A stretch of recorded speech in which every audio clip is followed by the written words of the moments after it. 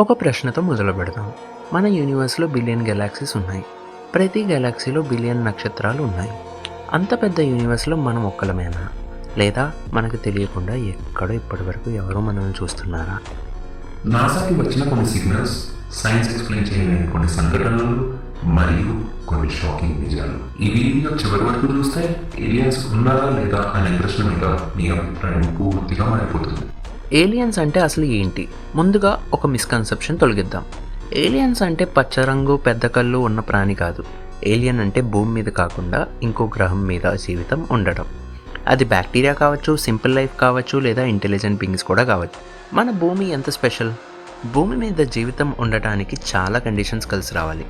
నీరు, సరైన temperature, atmosphere మరియు టైం.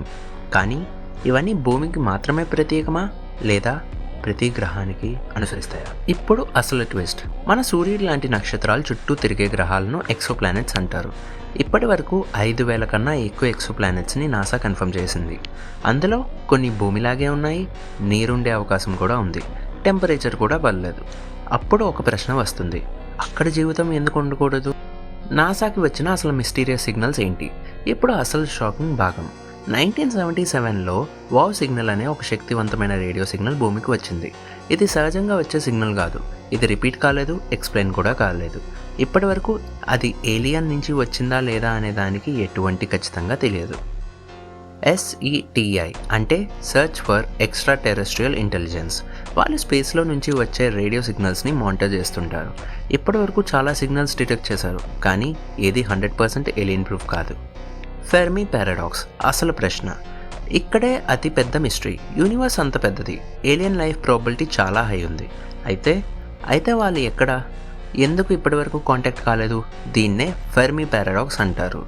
ఇటీవల నాసా మరియు US గవర్నమెంట్ UFOస్ గురించి ఓపెన్గా మాట్లాడాయి. ఇప్పుడు వాళ్ళు UFO అనడం లేదు, UAP అంటున్నారు. అంటే అన్ఐడెంటిఫైడ్ ఏరియల్ ఫినామినా, అంటే గుర్తించలేని వస్తువులు. ఏలియన్స్ అని ప్రూవ్ కాలేదు, కానీ ఎక్స్ప్లెయిన్ కూడా కాలేదు. ఏలియన్స్ ఎందుకు కాంటాక్ట్ చేయడం లేదు?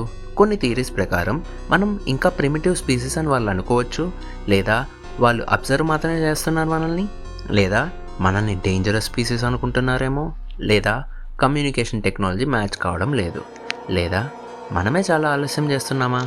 ఏలియన్స్ ఉంటే ఎలా ఉండవచ్చు? ఏలియన్స్ మనలాగే ఉండాల్సిన అవసరం లేదు. వాళ్ళు నీటిలో జీవించవచ్చు, లేదా గ్లాస్ ప్లానెట్స్లో కూడా జీవించవచ్చు. మన ఊహకందని బయాలజీ కూడా పాసిబుల్. ఏలియన్స్ కాంటాక్ట్ అయితే ఏమవుతుంది? అది భయంకరమైన ప్రశ్న. హిస్టరీ చూస్తే అడ్వాన్స్ సివిలైజేషన్ ప్రిమిటివ్ సివిలైజేషన్ని ఎప్పుడు నాశనం చేసింది. ఏలియన్స్ కాంటాక్ట్ కూడా అలాగే ఉంటుందా, లేదా నాలెడ్జ్ షేర్ చేస్తారా? ఇది ఇప్పటి వరకు ఓపెన్ క్వశ్చన్. ఇక వీడియో చివరికి వస్తే, ఏలియన్స్ ఉన్నాయా లేదా అనే ప్రశ్నకి ఇప్పటివరకు ఖచ్చితమైన సమాధానం లేదు. కానీ ఒక్క విషయం మాత్రం నిజం, యూనివర్స్ అంత పెద్దగా ఉన్నప్పుడు మనం ఒక్కలమే అనుకోవడం అతి పెద్ద అహంకారం కావచ్చు. మీరేమంటారు? ఏలియన్స్ ఉన్నారా, లేదా మనమే ఒక్కలమేనా?